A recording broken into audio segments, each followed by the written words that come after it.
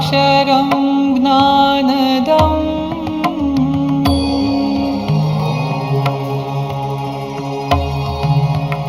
वन्दे प्रागजिभक्तमेव मनघम्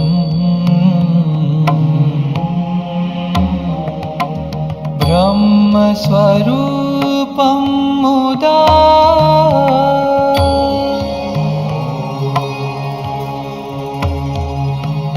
वन्दे यज्ञपुरुषदास चरणम् श्रीयोगिराजं तथा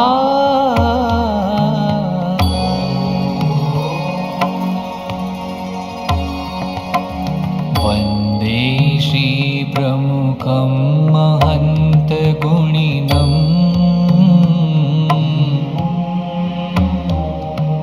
मोक्षाय भक्त्या सदा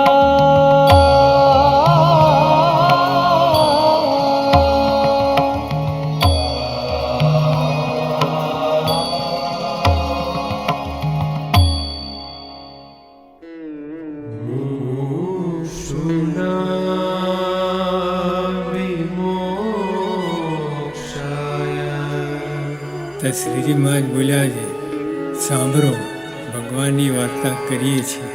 પ્રકટો વર્તતે સદા.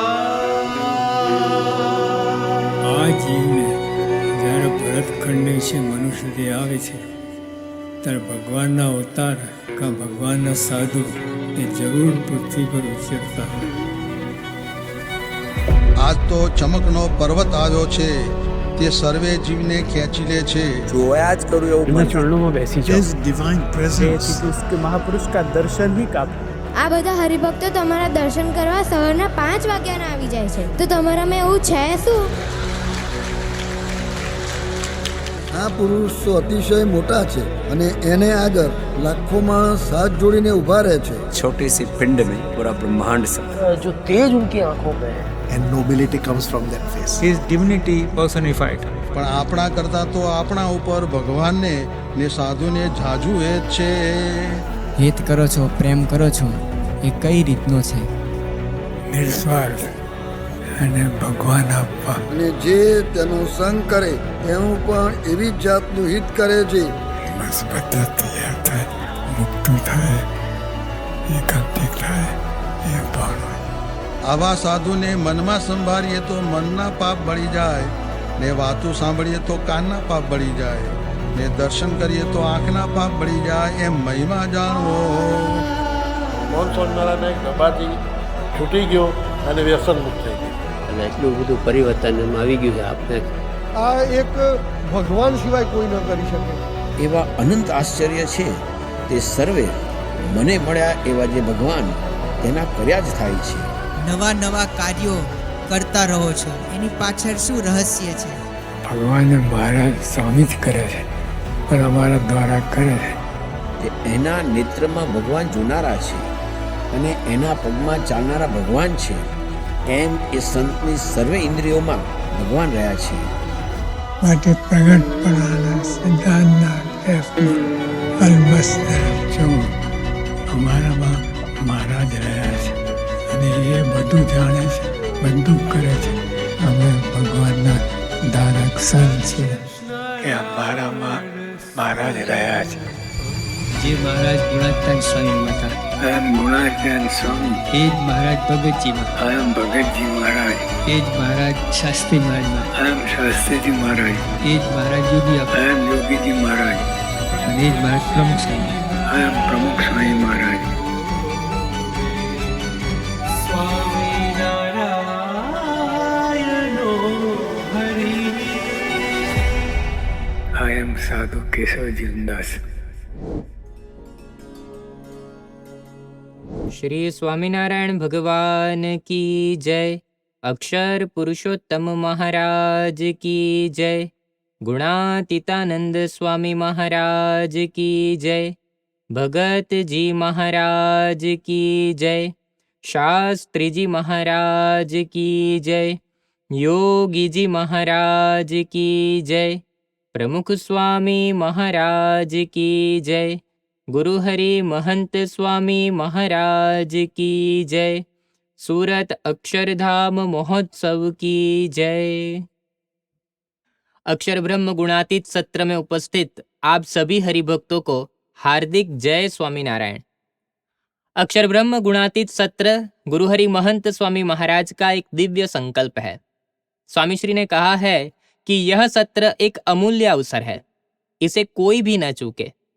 इसी कारण पिछले 6 सत्रों से हम सभी धन्योस्मि पूर्ण कामोस्मि इस मध्यवर्ती विचार के साथ आयोजित अक्षर ब्रह्म सत्र का लाभ ले रहे हैं। कल हमने देखा कि भगवान स्वामीनारायण की भक्त वत्सलता आज भी गुरुहरि महंत स्वामी महाराज के द्वारा प्रकट है। भक्तों को प्रसन्न करने के लिए स्वामी श्री ने समय, शरीर, सुविधाओं की परवाह किए बिना अथक और अपार विचरण किया है। इसी श्रृंखला में आज हम स्वामी श्री के निस्वार्थ वात्सल्य के एक और पहलू के दर्शन करेंगे। भगवान स्वामीनारायण गरुड़ा अंत्य के 21वें वचनामृत में कहते हैं, ऐसे दृढ़ सत्संगी ही हमारे तो सगे संबंधी है और वही हमारी ज्ञाति है। अतः प्रभु स्वयं भक्तों के सुख से सुखी और दुख से दुखी हुए हैं। सद्गुरु ब्रह्मानंद स्वामी ने श्रीजी महाराज के प्रेम का अनुभव करते हुए लिखा है, मारू मंदिर पोतानु रे जानी, भूधर सुख दुख माही भळ्या। भगवान स्वामीनारायण अपने भक्तों के सुख दुख में पूर्ण रूप से घुल मिल गए थे। जीवन यात्रा में प्राप्त यह दिव्य साथ जीवन का परम सौभाग्य है, जहां स्वयं भगवान के रूप में मां की ममता मिले, पिता की छत्र छाया मिले, भाई का सहारा मिले और मित्र का स्नेहपूर्ण हाथ मिले, फिर जीवन में और क्या चाहिए। भगवान स्वामीनारायण आज प्रकट है, इसीलिए उनका निस्वार्थ वात्सल्य भी आज प्रकट है। हम सब अत्यंत सौभाग्यशाली है, क्योंकि हमें जीवन पथ पर गुरुहरि महंत स्वामी महाराज के रूप में साक्षात भगवान का साथ प्राप्त हुआ है। पल पल साथ निभाकर जिन्होंने हमारे जीवन को धन्यता से सराबोर कर दिया है, ऐसे गुरुहरि के निस्वार्थ वात्सल्य का अनुभव करें भक्तों के स्वानुभवों के माध्यम से। महाराज स्वामी એ જ પ્રાપ્તિ, જબરજસ્ત પ્રાપ્તિ થઈ છે, જેના પર કોઈ તથા કોઈ પ્રાપ્તિ નથી. આપણા એવા મોટા ભાગ્ય શ્રીજી મહારાજે આપણા બ્રહ્માંડને પસંદ કર્યું. બીજી કૃપા મહારાજની બહુ મોટી. મહારાજ પૃથ્વી ઉપર આવ્યા અને આપણે એમની સાથે અરસપરસ વાત કરી શક્યા, સુખ દુઃખમાં ભાગ લીધો, ઇન્ટરેક્શન, અરસપરસ વાતો ચીતો, હળવું પડવું, બોલવું ચાલવું, એ બધું કરીને પ્રત્યક્ષપણે લાભ આપ્યો. હરિભક્તોએ ખૂબ લાભ લીધો ને ધન્ય ધન્ય થઈ ગયા. हाँ स्वामी, यह हमारा परम सौभाग्य है कि परब्रह्म भगवान स्वामीनारायण इस ब्रह्मांड में पधारे और भक्तों के साथ घुल मिल गए। इसीलिए वे वचनामृत में कहते हैं, ऐसे दृढ़ सत्संगी ही हमारे तो सगे संबंधी है और वही हमारी ज्ञाति है, तथा हमें इस देह से ऐसे भक्तों के साथ ही निवास करना है, ऐसा हमारा निश्चय है। अहो, भगवान की कैसी करुणा, भक्तों के साथ कैसा अलौकिक नाता। परंतु स्वामी, भगवान की इससे भी बड़ी कृपा ये हुई कि वे इस पृथ्वी पर प्रकट रहे और हमें प्रत्यक्ष मिले, संत के स्वरूप में, आपके रूप में। इसीलिए स्वामी, आज लाखों भक्तों को भगवान स्वामीनारायण के निस्वार्थ वात्सल्य का अनुभव हो रहा है। आपके द्वारा हम सभी भक्तों को जीवन यात्रा के हर कदम पर आपका साथ मिला है। पळ पळनो सतवारो आपनो महंत जी के में करी ना भुलाए। पळ पळनो सतवारो आपनो महंत जी के में करी ना भुलाए।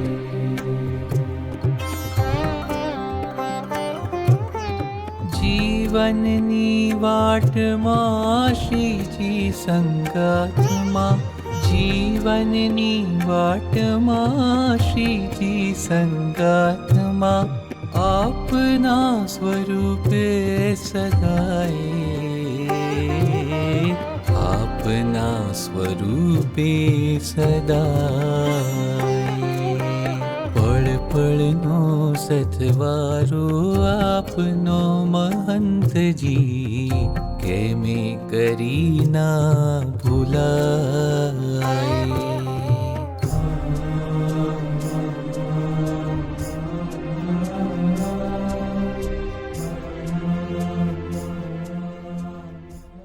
मेरे बेटे कीर्तन के जन्म को जब 7 महीने का वक्त बाकी था तब परम पूज्य महंत स्वामी महाराज का पत्र आया और वो पत्र 7 पन्नों का था और उस पत्र में कीर्तन के अलावा और कोई विषय ही नहीं था। स्वामी बापा ने संबोधन किया और फिर तुरंत पहला ही वाक्य लिखा कि बाकी सारी बातों को साइड में रखकर हम लोग मुक्त की बात करते हैं। कीर्तन तब गर्भ में ही था और उसके स्वास्थ्य की चिंता बापा ने उसी समय कर ली थी। बापा ने खास 2 दवाइयों का सूचन किया।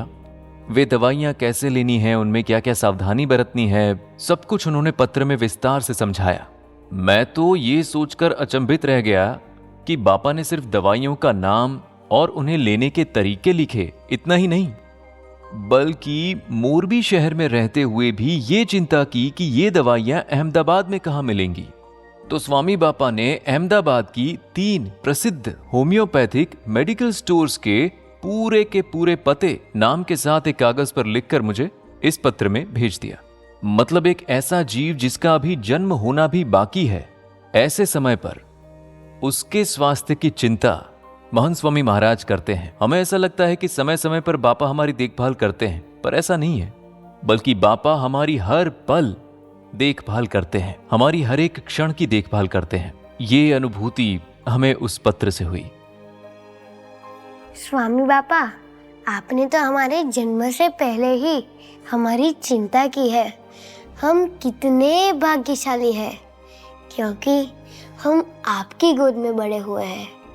हाँ स्वामी, हमें देखते ही आपका हृदय प्रेम से भर जाता है। आप हमें सामने से बुलाते हैं, हमारे साथ खेलते हैं, प्रसाद खिलाते हैं, हमारे साथ बातें करते हैं, हमें कहानियाँ सुनाते हैं, हमें लेटर लिखते हैं, हमारे लिए ड्राइंग्स भी बनाते हो। आप हम पर कितना सारा प्यार बरसाते हैं। बापा, आप तो हमारे साथ हमारे जैसे ही बन जाते हैं। डार्विन में स्वामी भोजन दर्शन दे रहे थे। उसी समय सभी बालक मुखपाठ प्रस्तुत कर रहे थे और तभी महंत स्वामी महाराज ने कहा, ये जो बालक स्वामी की बात बोल रहा है उसका निरूपण करो। और अचानक उसी क्षण मुझे वहाँ पर निरूपण करना पड़ा। तब मैं जो बालक स्वामी की बात बोलता और मैं तुरंत उसका अर्थ समझकर समझा देता। इस तरह मैंने 5-6 स्वामी की बातों का निरूपण किया। बापा राजी हुए और मुझे चॉकलेट का प्रसाद भी दिया। और उस वक्त देर शाम में जब स्वामी जी भोजन दर्शन दे रहे थे, तब महंत स्वामी महाराज सबको लड्डू का प्रसाद दे रहे थे। तब महंत स्वामी महाराज ने मुझे पूछा, तुझे कितने चाहिए? पता नहीं क्यों अचानक मेरे मन में विचार आया कि 7 कहूँ, तो फिर मैंने 7 मांग लिए। तो बापा ने 7 लड्डू रख दिए। मैं थाली लेकर नीचे बैठा। फिर तब बापा ने कहा कि सामने बैठकर खा। इस तरह बापा बहुत प्रसन्न हुए। और अचानक जब मैं बैठा हुआ था तो बापा अपनी कुर्सी से उठकर नीचे मेरे पास आए और बैठकर फोटो लिया। और इतना ही नहीं, बट जब अगले दिन बापा यहाँ से विदा लेने वाले थे, तब एक लड्डू लेकर नीचे बैठकर स्वयं उन्होंने खिलाया मुझे। बाद में जब बापा विश्राम कर रहे थे और तब फिर जब जागे उन्होंने पूछा उसको कैसा लग रहा है, सब पच गया। फिर उन्होंने मुझे ऊपर बुलाया और फिर पेट पर हाथ फेरते हुए कहा कि सब पच जाएगा। और जब पापा का विदा होने का समय आया तो उन्होंने मुझे ऊपर बुलाकर स्पेशली राखी बांधी। तो पापा ने ऐसा कहा कि वंदन मन में बस गया है। बापा के हृदय में कितना अपार प्रेम था। मैं तो तब केवल 8 साल का बालक था, लेकिन आज तक वो प्रसंग मेरे मन में बसा हुआ है। और स्वामी, जैसे माँ अपने बालक का दुख सह नहीं सकती, वैसे ही हमें थोड़ी सी भी तकलीफ हो वो आपसे कैसे सहा जाए। बापा बोडेली मंदिर पधारे थे। उस समय हमारी भोजन दर्शन की बारी थी। मैं अपने साथ अपने छोटे बेटे हिरेन भाई को भी लेकर गया था। हम थोड़ी देर से पहुंचे थे, तब बच्चों को आगे बिठा दिया गया। उस समय मैंने जीन्स की पैंट पहन रखी थी और वो जीन्स बहुत टाइट थी, इसलिए मेरे घुटनों में दर्द हो रहा था। मुझे स्वयं भी ध्यान नहीं था कि जीन्स की पैंट पहन रखी है तो उसे बैठने में तकलीफ हो रही है।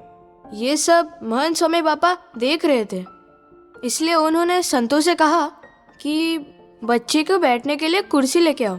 फिर मुझे संतों की कुर्सियों के बीच बिठा दिया गया। इसके बाद अंत में चॉकलेट बांटी गई और सबसे पहली चॉकलेट मेरे बेटे को मिली। उसे खुशी हुई। मैं चॉकलेट खोलने की कोशिश कर रहा था, लेकिन मुझसे रैपर नहीं खुल पाया। तब बापा ने संतों को इशारा किया कि इसका रैपर खोल दो।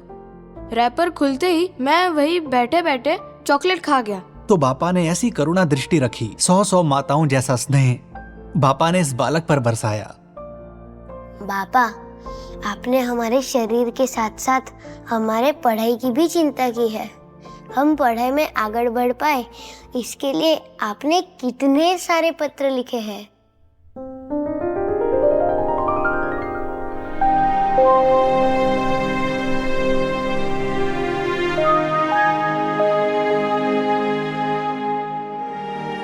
बापा, इतनी बड़ी संस्था के इतने बड़े बड़े कार्यों के बीच भी आप हम छोटे छोटे बालकों को कभी नहीं भूले। बापा, हमें आपका प्यार मिला, मतलब हमें साक्षात भगवान का प्यार मिला। यह स्मृतियाँ हम कभी नहीं भूल पाएंगे, कभी नहीं।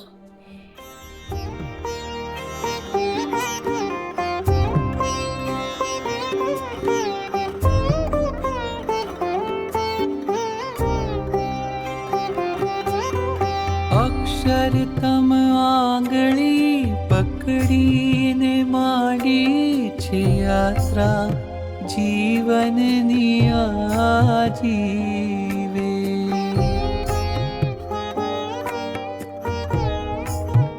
ઓ અક્ષરતમ આંગળી પકડીને માંડી છે યાત્રા જીવનની જીવે ભણતરને ગણતરના પાઠો ભણાવ્યાને ખેલ્યા તવ ખોળે કદીએ કાળજે કંડારી આપની સ્મૃતિઓ કાળજે કંડારી આપની સ્મૃતિઓ કાળથી કદી ના ભૂસાય કાળથી કદી ના ભૂસાય પળનો સતવારો આપનો મહંતજી કેમે કરી ના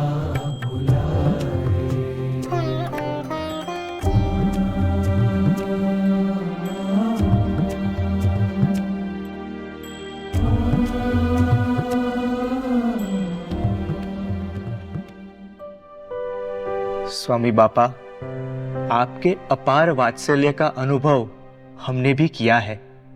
आप कहते हैं ना, जवानी तो बिना ब्रेक की गाड़ी है।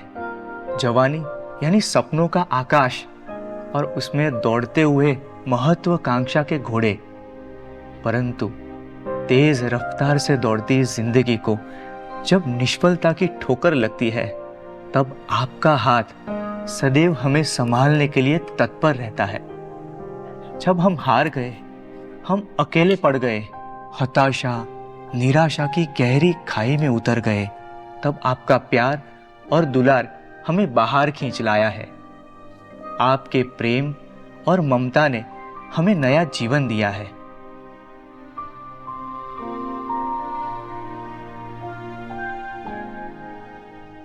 जब मैं पिलानी गया था तो पहला सेमेस्टर पूरी तरह संघर्ष में ही निकल गया था, क्योंकि अंग्रेजी अच्छी नहीं आती थी, गुजराती माध्यम में पढ़ा था। लेकिन तीसरे सेमेस्टर में मैंने निश्चय किया कि अब कुछ करके दिखाना है। तो केवल महाराज स्वामी को राजी करने के लिए ही सातों के सातों विषयों में मुझे ए ग्रेड आए, और इसलिए टोटली मेरा CGPA पूरी तरह 10 आउट ऑफ 10 हो, ऐसा मैंने सच्चे मन से निश्चय किया। अब पहले मिड टर्म में सभी विषयों में ए ग्रेड मिले तो मेरा आत्मविश्वास भी बढ़ गया कि फाइनल में भी जरूर आएंगे। इसलिए मैंने मेहनत भी डबल कर दी और प्रार्थना भी मैंने डबल कर दी थी। अब मेरी दृष्टि में फाइनल की सभी परीक्षाएं बहुत अच्छी गई थी, इसलिए मैं बहुत कॉन्फिडेंट था कि मुझे सातों विषयों में ए ग्रेड के साथ 10 आउट ऑफ 10 मिलेंगे। लेकिन जब मैं पिलानी पहुंचा, अपने कमरे का दरवाजा खोला और जैसे ही ग्रेड शीट हाथ में ली, I was shocked, really shocked, क्योंकि सातों के सात कोर्स में ए ग्रेड की जगह मुझे बी ग्रेड मिला, सातों में। मैं बहुत दुखी था, बहुत फ्रस्ट्रेटेड था और डिप्रेस था, और मन में तो ऐसी शिकायत थी कि महाराज स्वामी आप ये क्या कर रहे हो। और मेरे कमरे में महाराज और स्वामी के लगभग 50 फोटो लगे थे। मैंने गुस्से में वो सब फोटो खींच खींच के निकाल दिए, सब चिपके हुए थे, सब निकाल कर एक ढेर बना दिया, और मैं उसे फाड़ने ही वाला था, फाड़ कर फेंक देता। मैं सोचा कंठी भी उतार दूं, और सोचा सब व्यर्थ है, सत्संग भी व्यर्थ है, इतना गुस्सा था मन में। लेकिन भगवान की कृपा कि मैंने फोटो फाड़े नहीं और रख दिए एक तरफ, और फिर चुपचाप सो गया मैं। और फिर दूसरे दिन सुबह उठा और सोचा आज पूजा वूजा कुछ नहीं करूंगा। फिर भी भगवान ने प्रेरणा दी तो नहाया और पूजा की, लेकिन पूजा में लगातार शिकायतें ही थी कि मुझे आप पर विश्वास ही नहीं, और मैं रो भी रहा था। फिर मैंने उसी अवस्था में महंत स्वामी महाराज को एक लंबा पत्र लिखा। महंत स्वामी महाराज का पत्र आया, और उस पत्र में महंत स्वामी महाराज ने एक अद्भुत बात लिखी। स्वामी कहते हैं आपका पत्र पढ़कर आपको बहुत बहुत अभिनंदन देता हूं। अब इसमें भला अभिनंदन कैसा? पूजा भी निराशा से कर रहा था और फोटो फाड़ने वाला था, लेकिन स्वामी लिखते हैं आपको बहुत अभिनंदन, शाबाश, गुड फाइट। परम पूज्य स्वामी बापा भी बैठे हैं ना, आपकी मां की तरह, जो वृत्ति के द्वारा ध्यान रखे वैसी मां।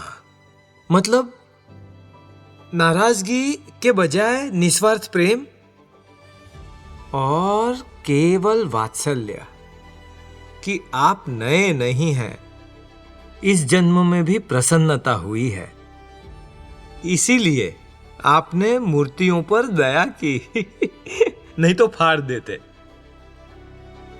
और फिर बापा कहते हैं जो अनुभव हुआ है उसे पकड़ कर रखिए। क्या पकड़ कर रखना है? एक, स्वामी बापा करता हरता है, उनकी इच्छा वही हमारा प्रारब्ध है, वे अति समर्थ हैं।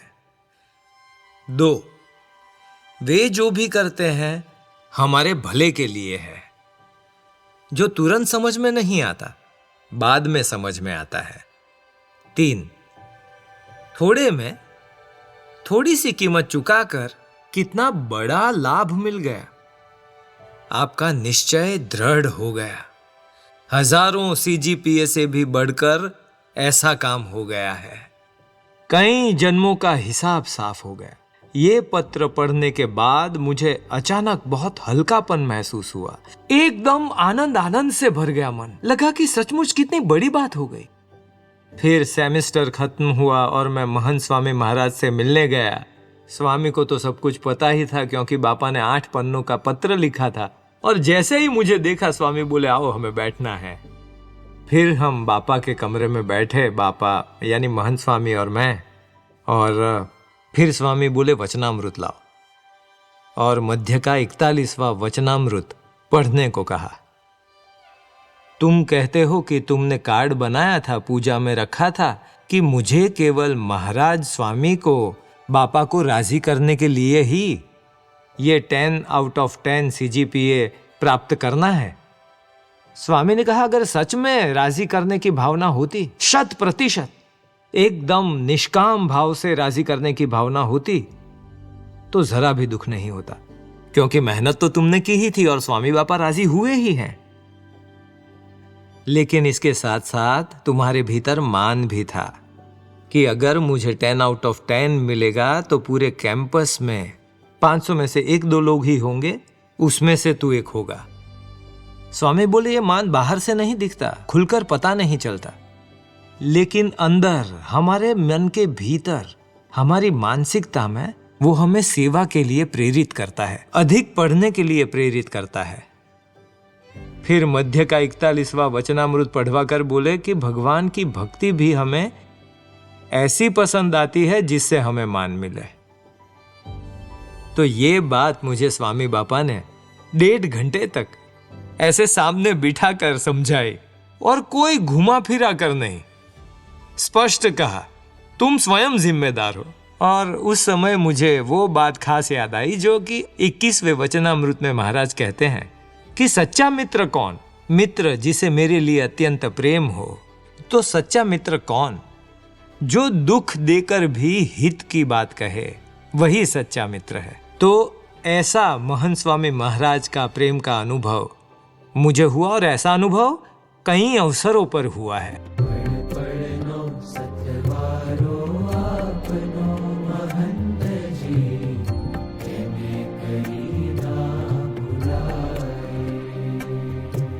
सुबह महंत स्वामी महाराज अल्पाहार के बाद पूरे मंदिर का निरीक्षण कर रहे थे, सभी विभागों का। उस समय मेरे साथ पूज्य विवेक मूर्ति स्वामी भी थे। अचानक एक फोन आया कि नयन को तुरंत घर भेजो, इमरजेंसी है। तो मैं तो तुरंत जिस ग्रुप में था वहां से अलग होकर विवेक मूर्ति स्वामी से कहकर घर के लिए निकल पड़ा। जब मैं घर पे पहुंचा तब पता चला कि मेरी छोटी बेटी अत्यधिक पीयर प्रेशर में पिछले 1 साल से थी। उसी के प्रभाव में उसने कुछ गलत कदम उठा लिया जो हमें समझ में नहीं आया, और उसे मेडिकल तौर पर अस्पताल में भर्ती करना पड़ा। तो विवेक मूर्ति स्वामी ने महंत स्वामी को जानकारी दी कि ऐसी घटना हुई है और इसलिए नयन भाई तुरंत घर गए हैं। उनकी करुणा और दया देखिए, तुरंत उन्होंने विवेक मूर्ति स्वामी से कहा कि चलो मुझे नयन के घर जाना है, और तुरंत ही महंत स्वामी महाराज विवेक मूर्ति स्वामी के साथ घर पधारे। उनके आने से इतनी शांति मिली, इतनी उष्मा महसूस हुई जिसकी कल्पना नहीं की जा सकती। लेकिन स्वामी जी को एक ही चिंता थी कि उस समय क्या हुआ ये बताइए।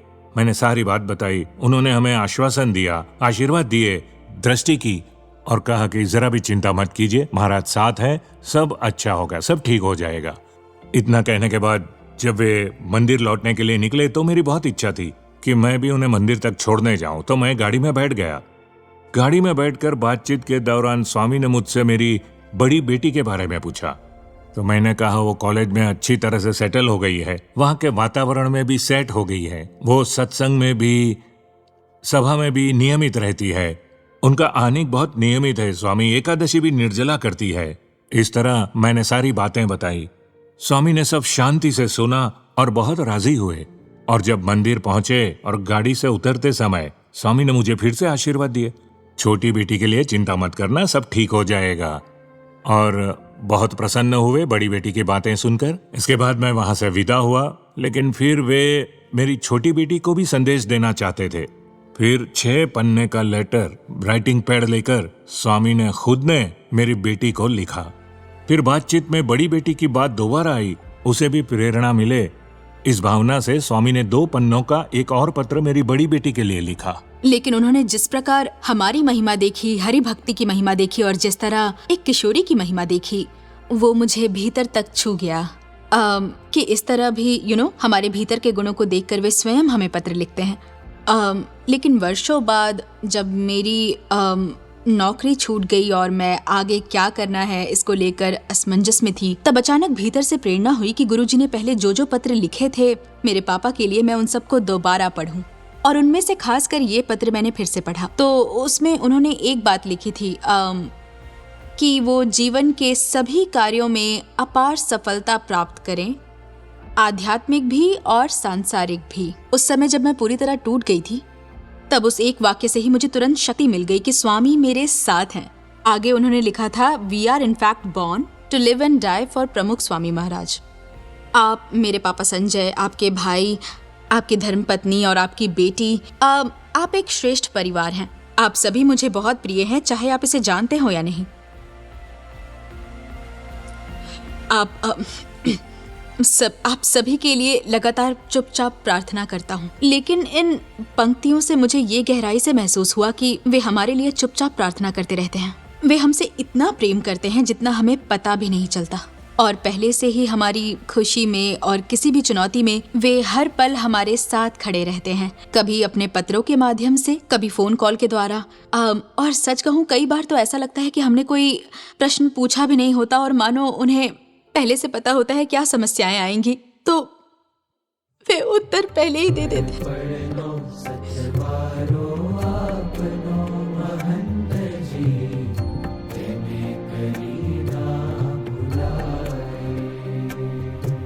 जब हम गोधरा गांव से भरूच गए तो वहां ऐसा हुआ कि वहां ज्यादा एक्सपोजर मिला।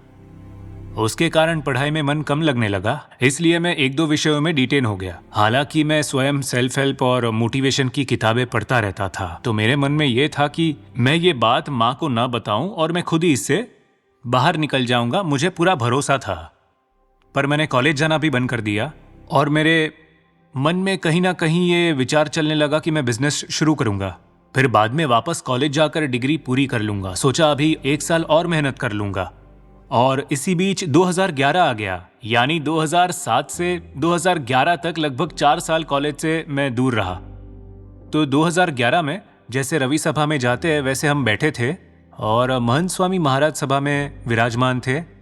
अचानक मेरी दृष्टि महंत स्वामी महाराज से मिली और एकदम से शौक लगा मुझे, और ये विचार आया कि आगे क्या करना है अब मुझे। अंदर से आवाज आई कि अब मुझे कुछ करना ही होगा, और सत्संग भी नया नया था, इसलिए ये समझ नहीं थी कि सीधे संतों से जाकर बात की जाए और समाधान लिया जाए। और भीतर मेरा अहंकार भी था कि अगर लोगों को पता चल गया कि इतनी उम्र हो गई और डिग्री पूरी नहीं की तो घर तक बात पहुंच जाएगी।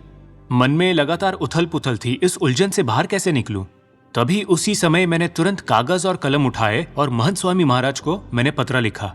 मैंने लिखा कि स्वामी, सबसे बड़ी भूल ये हुई है कि मैंने घर पर नहीं बताया कि पढ़ाई छोड़ दी है, कॉलेज छोड़ दिया है, इतने साल बीत गए हैं। पत्र के अंत में मैंने केवल 2 प्रश्न पूछे कि स्वामी, मैंने देखिए घर पर कोई बात नहीं की, ये जो मैंने झूठ बोला है इस चीज का मैं प्रायश्चित कर पाऊंगा या नहीं। फिर ये दूसरा प्रश्न पूछा था कि क्या मैं अब सही मायनों में अच्छी पढ़ाई कर पाऊंगा। तो घर पहुंचने के लगभग 1 सप्ताह बाद बापा का उत्तर आया, और सच कहूं तो उस पत्र से मुझे अपार प्रेरणा मिली। बापा ने ये लिखा था। शुरुआत ही कुछ इसी तरह की।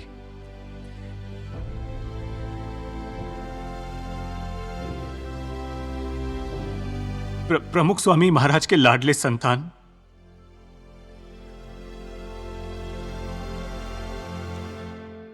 उन्होंने लिखा कि मुझे बहुत आनंद हुआ, क्योंकि आनंद इस बात का है कि आपने अंततः ये निश्चय कर लिया है कि 10वीं के आधार पर डिप्लोमा तो करना ही है।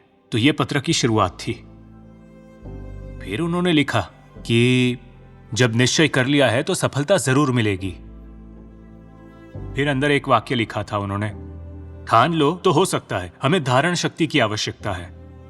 मेरे प्रश्नों में से पहला उत्तर उन्होंने ये दिया कि जब तुम डिप्लोमा पूरा कर लोगे तो वही तुम्हारा प्रायश्चित बन जाएगा। ये शब्द उन्होंने लिखे थे, तो मुझे बहुत शांति मिली थी। फिर उन्होंने नीचे ये भी लिखा कि कब तक छुप छुप कर जियोगे तुम, ये बात घर पे कहने के लिए कही। और उसमें एक वाक्य अंडरलाइन किया था कि अपना जीवन बनाओ, लोगों को मत बनाओ। ये बात विशेष रूप से लिखी थी और अंत में उन्होंने लिखा था कि पढ़ाई को प्रमुख स्वामी महाराज व्यक्तिगत सेवा मानते हैं, इसलिए प्रमुख स्वामी महाराज को राजी करते करते सर्वोत्तम पढ़ाई स्वतः ही हो जाएगी। मतलब दोनों प्रश्नों के उत्तर उन्होंने इस तरह दिए कि मुझे क्या करना है उसका स्पष्ट मार्गदर्शन दिया। उनके आशीर्वाद के प्रताप से कॉलेज भी अच्छी मिली और ऐसी स्कॉलरशिप मिली कि यदि सेमेस्टर में आप 9 अप CGPA लाओ तो आपकी पूरी फीस माफ। मतलब उसमें कई सेमेस्टर्स में तो ऐसा भी हुआ कि मैं टॉपर रहा, 9.9 CGPA लाया, मतलब मुझे एक भी रुपया फीस नहीं भरनी पड़ी। सब कुछ बहुत अच्छे से पूरा हुआ और मैं अत्यंत आनंद में था। और इस समय के दरमियान एक चीज थी कि महंत स्वामी महाराज मुझे सपनों में भी दिखाई देते थे। विश्वास रखो, कोई चिंता करने की आवश्यकता नहीं है। हर पल मुझे ये एहसास होता था कि बापा मेरे साथ ही हैं। मतलब आज भी मुझे ये अनुभूति होती है कि बापा ने मुझे संभाला है और मेरी बहुत रक्षा की है और महंत स्वामी महाराज हर पल मेरे साथ ही हैं।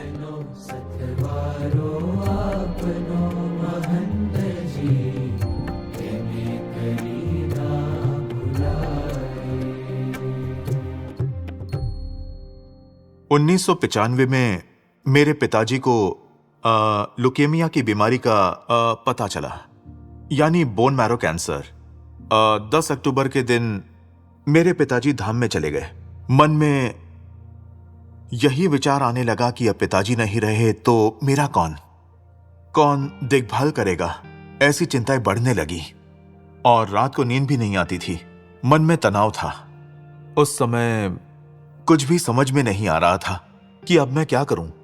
तभी मन में विचार आया कि पत्र लिखूं महंत स्वामी महाराज को, क्योंकि जीवन में आगे क्या करना है इसकी कोई दिशा दिखाई नहीं दे रही थी। लगातार चिंता रहती थी, नकारात्मक विचार आते थे और कोई लक्ष्य भी स्पष्ट नहीं दिख रहा था। तो आप मुझे योग्य मार्गदर्शन दें। इस भाव से मैंने स्वामी जी को पत्र लिखा और मुझे लगता है कि एक ही सप्ताह के भीतर स्वामी जी का पत्र मुझे मिला। स्वामी श्री ने 11 जून 1996 को सिलवास से मुझे पत्र लिखा। विशेष आपका पत्र मिला। भावेश, हम सब साथ हैं। स्वामी बापा हैं, संत गण हैं, सब आपके अपने हैं, इसलिए हिम्मत रखो। सुख दुख तो आते रहते हैं। कंप्यूटर और कीबोर्ड की प्रैक्टिस अच्छी चल रही होगी। सब ठीक होगा, सारे दुख दूर हो जाएंगे। कमजोर मत पड़ना, दुख को गिनना नहीं, हिम्मत रखना। स्वामी बापा से अंतर मन से प्रार्थना करना, राजी रहना। बस यही आपके साधु केशव जीवन दास के प्रेम सहित जय स्वामी नारायण। इस प्रकार बापा ने मुझे पत्र लिखा। मैंने एक बार पढ़ा, फिर दूसरी बार पढ़ा। जैसे जैसे पढ़ता गया वैसे ही मेरे मन के विचार शांत होते गए। मेरी सारी चिंताएं दूर होने लगीं और मुझे जीवन की एक सच्ची दिशा मिल गई कि अब आगे मुझे क्या करना है। यह सब मुझे स्पष्ट होने लगा। अंत में स्वामी बापा ने यह भी लिखा कि आपका केशव जीवन दास। बस इसी ऋण आपनो ना चुकवाए, इसी एक पंक्ति ने स्वामी जी ने मेरा हृदय जीत लिया।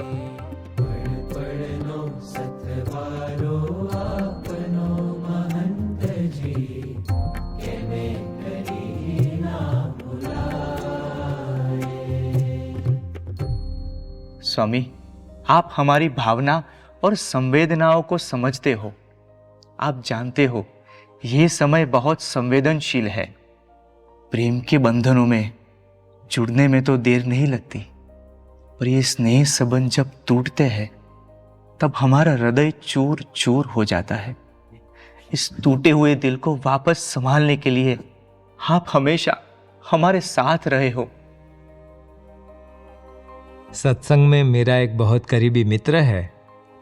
वो एक बहुत ही अच्छी कॉलेज में पढ़ रहा था और उसी कॉलेज में पढ़ने वाली एक युवती के प्रति उसके मन में बहुत प्रेम और आकर्षण था और वो युवती भी मेरे मित्र से बहुत स्नेह, प्रेम और आदर सम्मान से बात करती थी।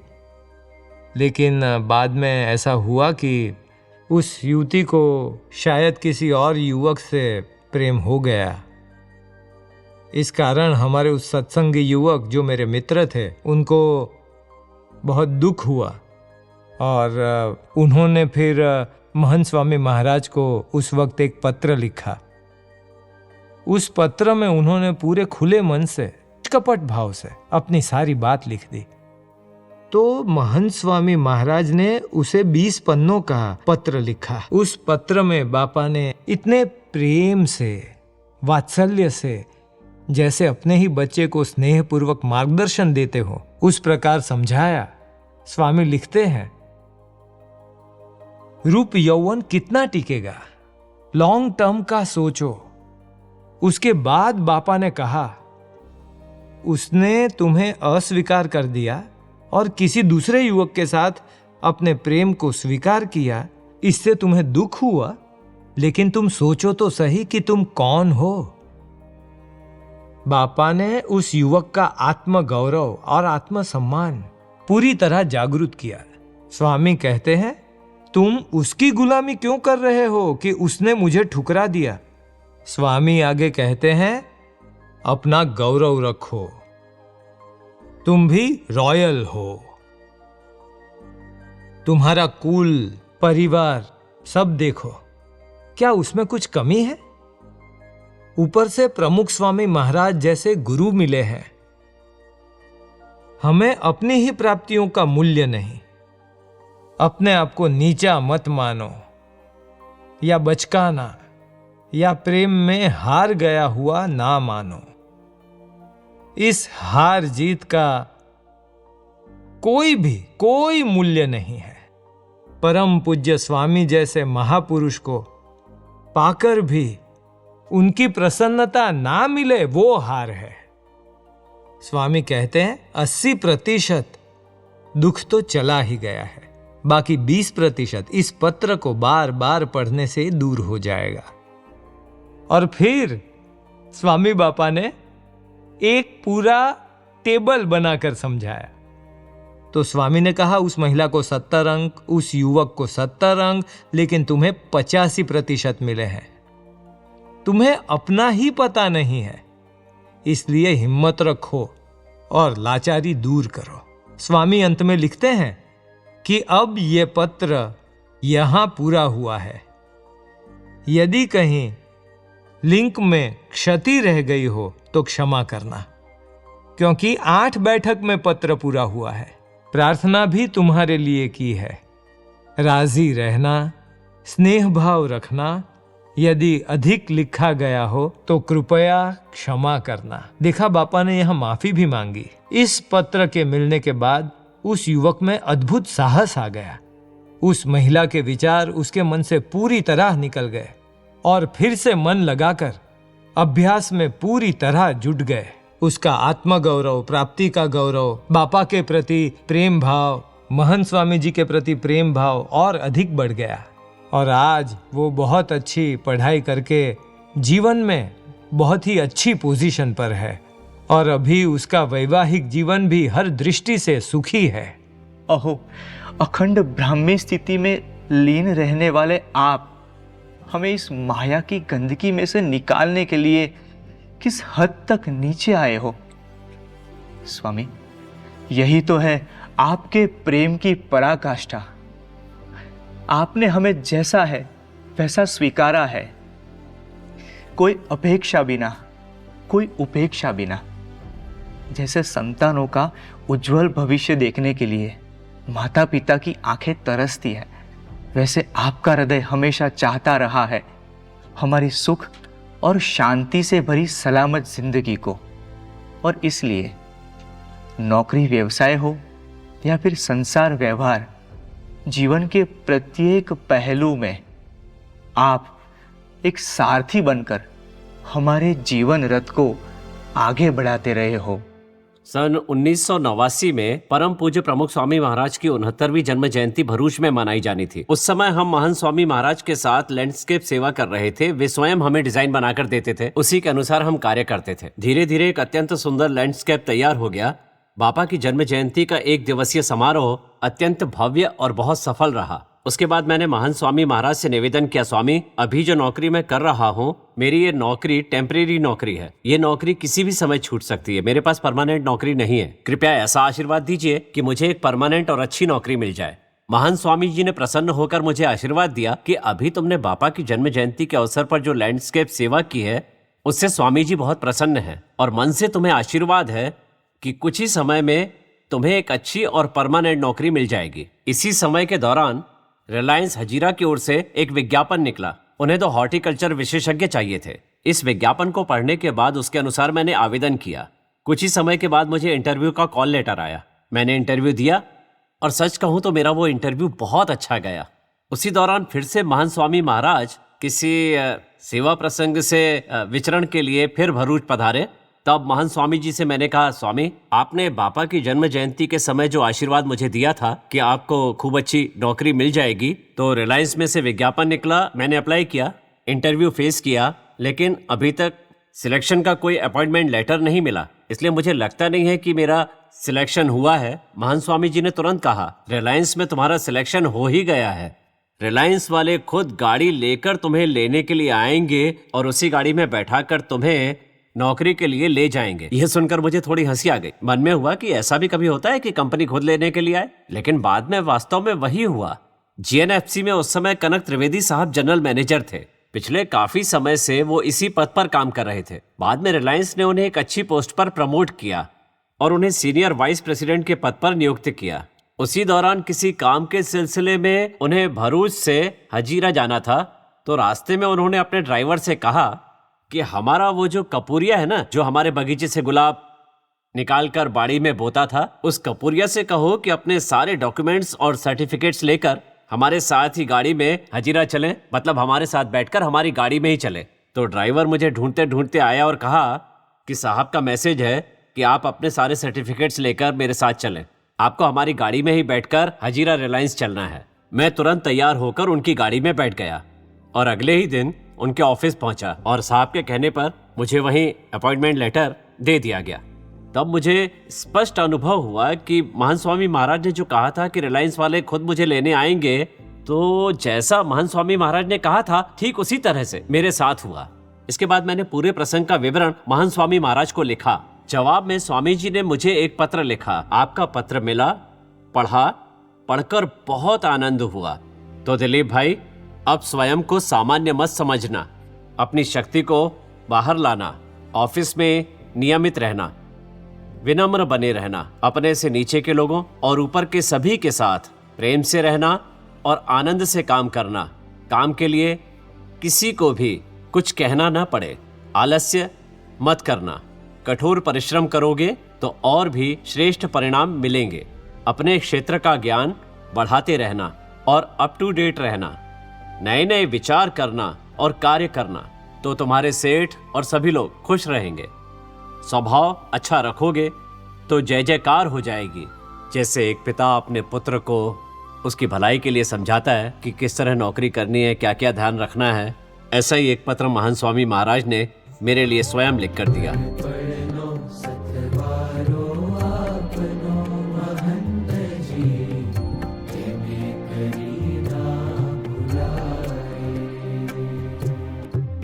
महान स्वामी महाराज ने मुझे लगभग 60 पत्र लिखे, जिनमें विभिन्न प्रकार का मार्गदर्शन मिलता था। अफ्रीका के झिंजा से उन्होंने लगभग 12 पन्नों का एक पत्र लिखा, जिसमें विवाह के संदर्भ में मार्गदर्शन था।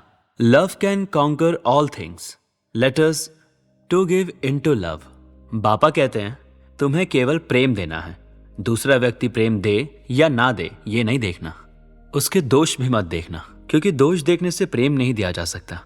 बापा ने यह भी लिखा है कि don't measure in minor things, छोटी छोटी बातों में उलझना नहीं चाहिए। To forgive is the highest and the most beautiful form of love. In return you will receive untold peace and happiness. कि दैनिक जीवन के 90% तनाव और टकराव केवल आवाज के गलत स्वर के कारण होते हैं। तब बापा ने समझाया कि जब भी अपनी पत्नी से बात करो तो इन सभी बातों का ध्यान अवश्य रखना। बापा आगे लिखते हैं कि यदि किसी को कुछ कहना हो तो पहले उसके 5 गुणों को मन में सोच कर कहना, कठोर शब्दों में नहीं। ये वर्ल्ड मैनेजमेंट का एक बड़ा सिद्धांत है। और इस प्रकार बापा ने मुझे विवाह के संदर्भ में मार्गदर्शन दिया। इसके बाद मेरा विवाह हुआ।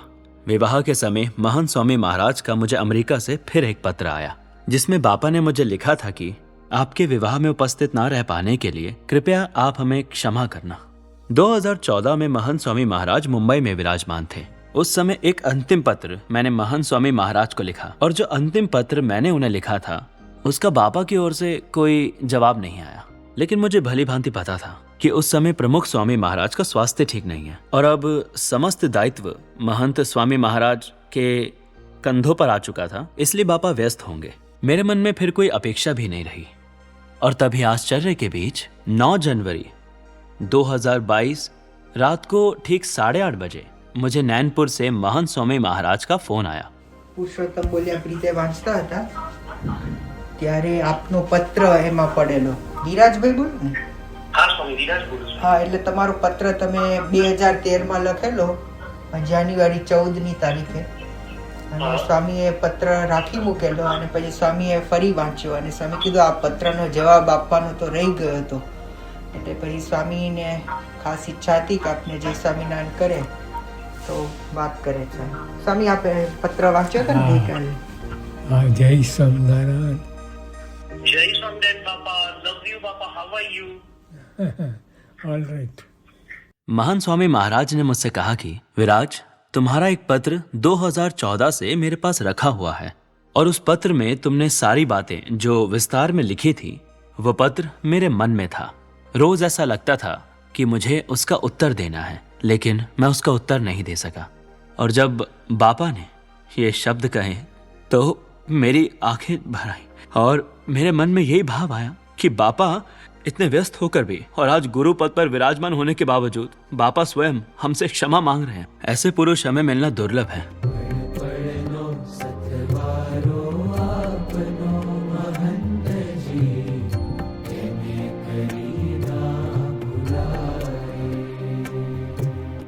एक दिन पापा को फोन आया सेवक संत का कि स्वामी आपको बोचासन बुला रहे हैं। तो पिताजी बोचासन गए।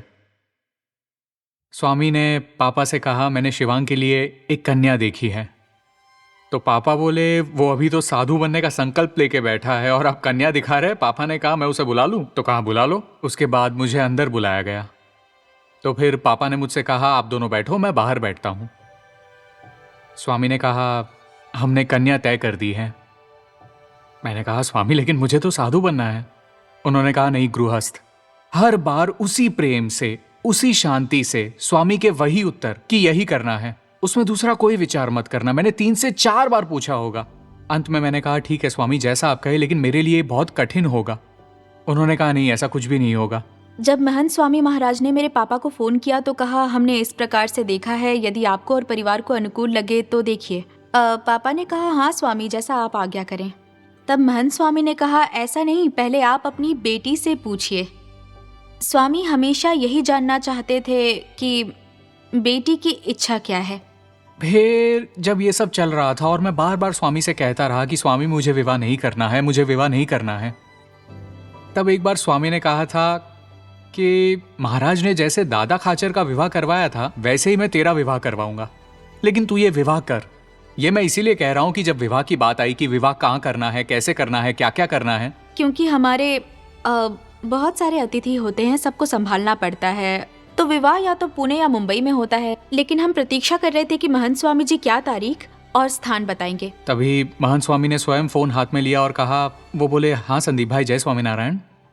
साक्षात स्थान सारंगपुर है, ये बापा का साक्षात स्थान है। महाराज यहाँ विराजमान है, प्रमुख स्वामी महाराज है, शास्त्री जी महाराज है, इससे श्रेष्ठ स्थान हो ही नहीं सकता। जय स्वामीनारायण। उसी समय गोंडल में 60 शताब्दी महोत्सव होने वाला था। तो फिर हमने पूछा तो उन्होंने हमें ऐसा कहा कि स्वामी केवल विवाह में आएंगे, आशीर्वाद देंगे और उसके बाद आप अपनी विधि अपने अनुसार कर लेना। स्वामी तुरंत निकल जाएंगे, आएंगे और गोंडल के लिए रवाना हो जाएंगे। तब 60 शताब्दी महोत्सव चल रहा था। मेरे पिताजी को संतों का फोन आया कि आप स्वामी को समझाइए, आप स्वामी को कहें हमें कोई आपत्ति नहीं यदि स्वामी विवाह में ना आ पाए। लेकिन मेरे पिताजी ने कहा कि इस विषय में हमने कोई आग्रह नहीं किया, स्वामी आए तो सिर्फ शिवांग के कारण आए, क्योंकि स्वामी ने शिवांग को वचन दिया था। फिर पता चला कि स्वामी कुछ समय पहले ही पधारने वाले हैं, रात्रि भोजन वही रखा जाएगा। तो सारंगपुर में कीर्तन आराधना थी और उस कीर्तन आराधना में स्वामी पधारने वाले थे, इसलिए स्वामी के आगमन की तैयारी करो। जैसे जैसे दिन नजदीक आते गए वैसे वैसे स्वामी एक एक कर प्रसंग को बढ़ाते गए। उसके बाद विवाह का दिन आया। स्वामी ने पहले ही कहा था, जैसे महाराज ने दादा खाचर का विवाह कराया था वैसे मुझे तेरा विवाह करवाना है।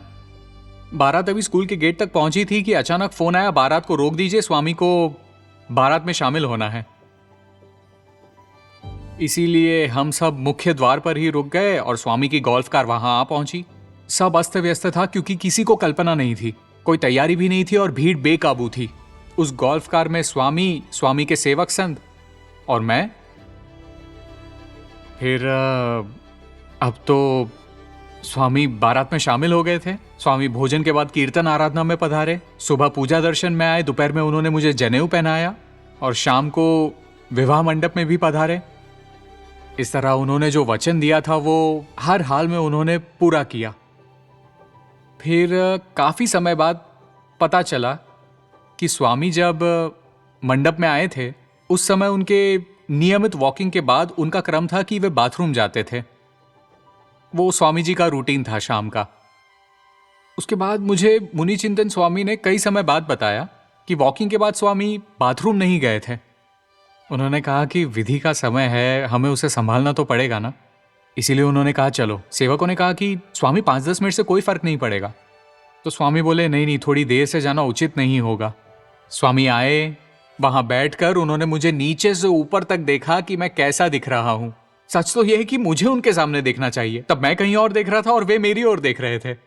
पूरी विधि संपन्न हुई, रात का भोजन हुआ और फिर हमसे एक भूल हो गई कि स्वामी जब भोजन के बाद प्रस्थान कर रहे थे तब हम में से कोई उन्हें विदा करने नहीं गए। उन्होंने अपने पूरे कार्यक्रम को बदल दिया था। 60 शताब्दी का अपना पूरा प्रोग्राम बदलना पड़ा होगा, उनका स्वयं का रूटीन बदलना पड़ा होगा।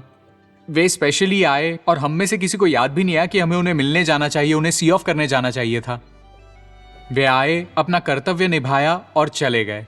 मतलब उनका अपना जो प्रसंग था उसे एक ओर रखकर सिर्फ एक वचन निभाने के लिए सब कुछ बदल देना, यह बात मुझे इतनी छू गई कि ऐसे उपकार के लिए उनका आभार कैसे व्यक्त किया जाए ये मुझे पता ही नहीं है। यौवननी पाखो निश्रद्धानी आँखो दई भक्ति नाभमा उडाड्या। यौवननी पाखो निश्रद्धानी आँखो दई भक्ति नाभमा उडाड्या। संबंधो वंश्या के संजोगे कचरा क्या, आपनो ज सधियारो पाम्या। जीव तरना रथ केरी लईने लगाम थया। जीव करना रथ केरी लईने लगाम थया। केशव अम सारथी कृपाए। केशव अम सारथी कृपाए। पढ़नो सतवारो आपनो महंत जी, तेमे करी ना भुलाए।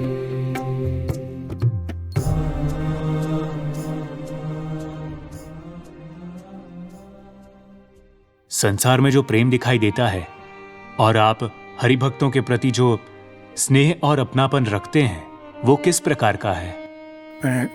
हमें तो कोई स्वार्थ કોઈ કાંઈ પામવું છે જ નહીં એવી રીતે વર્તે અને અને અને ભગવાન આપવા, ભગવાન સંબંધ સાથે સંબંધ થાય, વધુ ને વધુ સંબંધ થાય એ રીતે આપણે આયોજન કરીએ છીએ.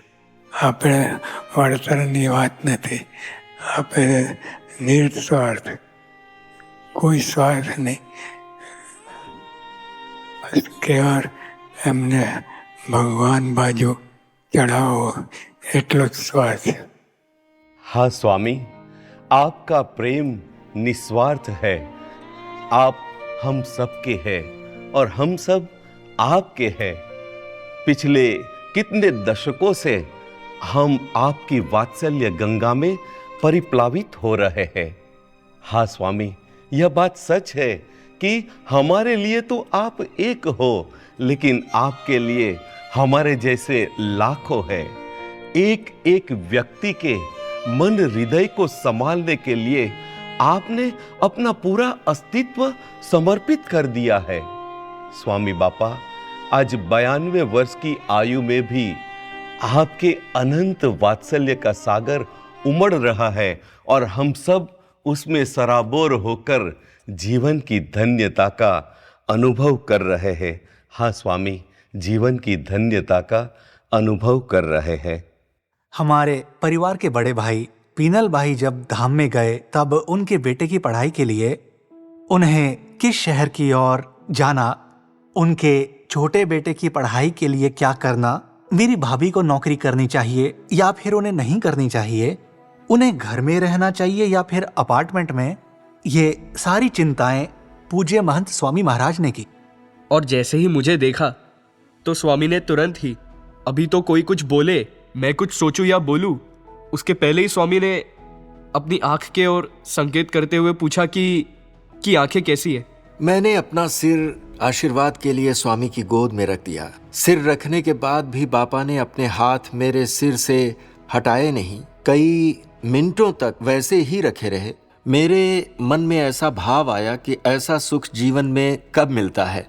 तभी वहां उपस्थित उत्तम योगी स्वामी ने श्रुति प्रिय स्वामी से पूछा, बापा डॉक्टर का इतने समय तक सिर क्यों पकड़े हुए हैं? तब बापा बोले, मैं इसके बाल ठीक कर रहा हूँ, जल्दी जल्दी में आए हैं ना, इसलिए इनके बाल बिखर गए हैं। और बापा ने मेरे बाल बहुत प्रेम से ठीक किए। मेरे पिताजी धाम में पधारे, उसके बाद जब स्वामी ने मुझसे फोन पर बात की तब उनके सबसे पहले शब्द ये थे कि मैं बैठा हूं ना, तो तुम चिंता क्यों करते हो?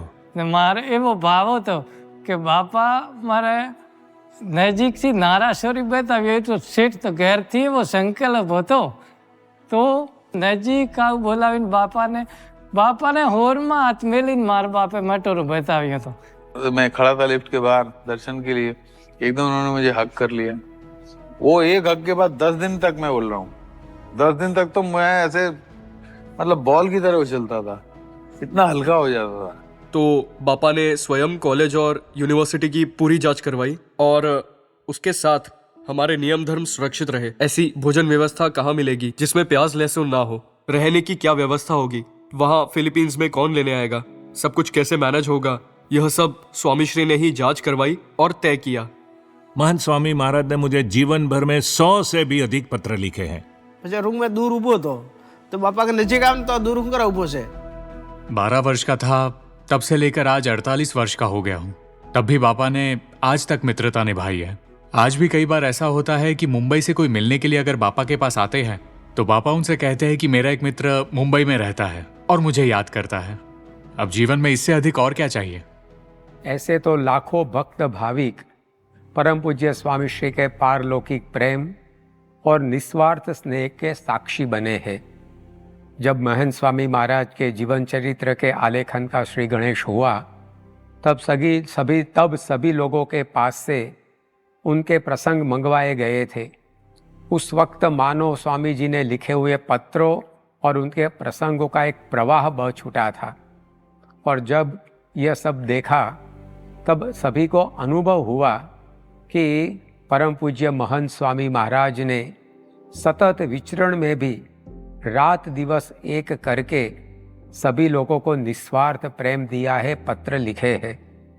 उनके प्रेम के कारण आज छोटे बड़े, बालक बुजुर्ग, सत्संगी बिन सत्संगी, पुरुष महिला सभी के जीवन में, संसार व्यवहार में, कारकिर्दगी में, परिवार में सुख शांति आ बसी है। परम पूज्य महंत स्वामी महाराज सचमुच में हमारे लिए जिए हैं और आज भी जी रहे हैं। स्वयं भगवान के स्वरूप होने के बावजूद भी उन्होंने हमारे जीवन में इतना रस लिया है, उन्होंने ऐसा प्रेम हमें दिया है। उनके ऋण को चुकाने की बात तो दूर रही, उनके ऋण का स्मरण करते करते जीवन में पूर्ण कामपणा, कृत कृत्यता का अनुभव करते हुए हम सब उनको प्रसन्न कर सके, यही उनके चरणों में प्रार्थना। क्या आप अक्षर, क्या जीव हमें पामर, पण अपना व्याम दे छताए।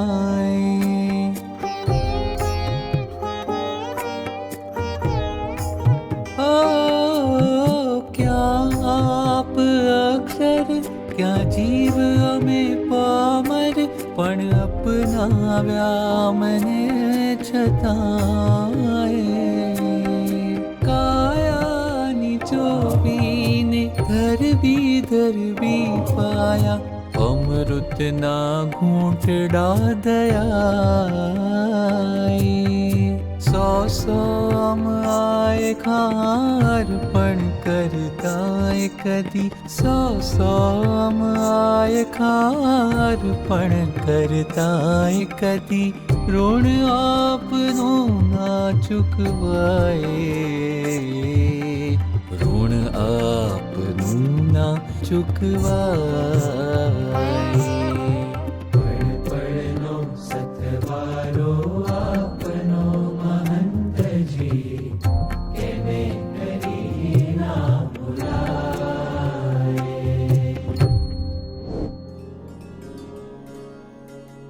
आज लाखों भक्त महंत स्वामी महाराज के इस निस्वार्थ वात्सल्य का सत्संग में अनुभव कर रहे हैं। जीवन की इस यात्रा में हमें स्वामी श्री का दिव्य साथ मिला, अर्थात उनके स्वरूप में हमें साक्षात परब्रह्म भगवान स्वामी नारायण का साथ मिला। क्योंकि श्री जी महाराज वचनामृत में कहते हैं, ऐसे संत के नेत्रों में देखने वाले स्वयं भगवान हैं, उनके पैरों में चलने वाले भगवान हैं। इसी प्रकार उस संत की सभी इंद्रियों में भगवान का निवास है। ऐसे संत का दर्शन हुआ तब जानना कि मुझे साक्षात भगवान का दर्शन हुआ। इसीलिए आज लाखों भक्तों का हृदय कहता है, स्वामी आपकी छत्र छाया में हम धन्य धन्य हो गए हैं, धन्य धन्य हो गए हैं। इस विषय की विशेष बातों को हम कल की सभा में देखेंगे।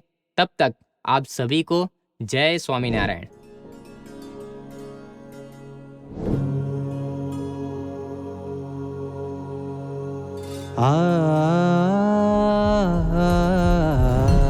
धन्योऽस्मि पूर्णकामोऽस्मि,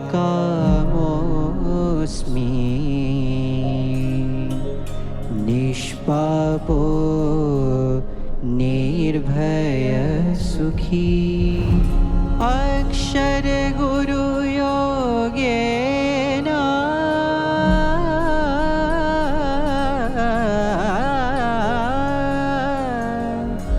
स्वामी नारायणाश्रया।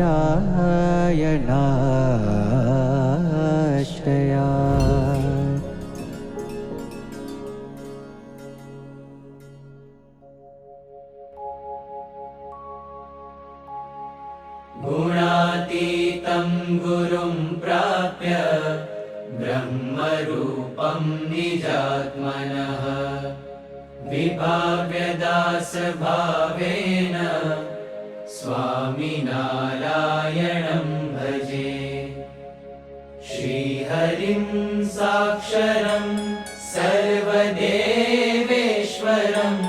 भक्तिधर्मात्मजं दिव्यरूपं परं, शान्तिदं मुक्तिदं कामदं कारणं, स्वामिनारायणं